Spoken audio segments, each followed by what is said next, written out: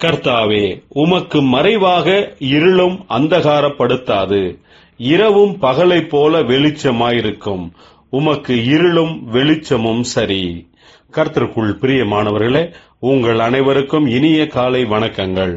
இன்றைய வேதவசன தியானத்திற்கென்று நாம் தெரிந்தெடுத்திருக்கும் வேத பாகமானது 1 சாமுவேல் 12ஆம் அதிகாரம் 21ஆம் வசனம். விலகி போகாதிருங்கள், மற்றபடி பிரயோஜனமற்றதும் ரட்சிக்க மாட்டாததுமாயிருக்கிற வீணானவைகளை பின்பற்றுவீர்கள். அவைகள் வீணானவைகளே. பிரியமானவர்களே, இன்றைய வேத தியானத்தின் தலைப்பு அவைகள் அத்தனையும் வீணானவைகளே என்பதே.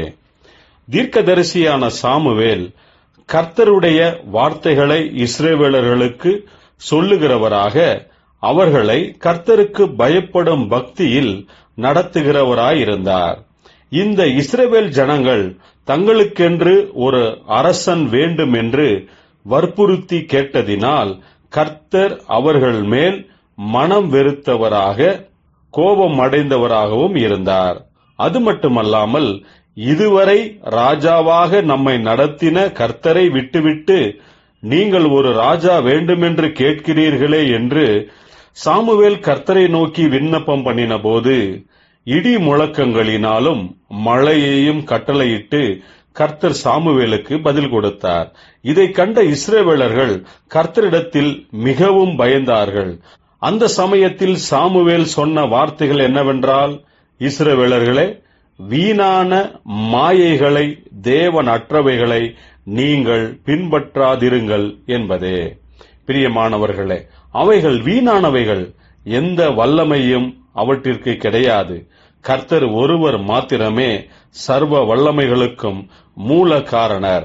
நாம் அநேக நேரங்களில் சில மனிதர்களையும் அமைப்புகளையும் பின்பற்ற தொடங்குகிறோம்.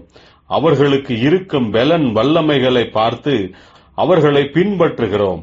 ஆனால் கர்த்தர் ஒருவர் மாத்திரமே சர்வத்துக்கும் சர்வ வல்லமைக்கும் மகா உன்னதமானவராயிருக்கிறார்.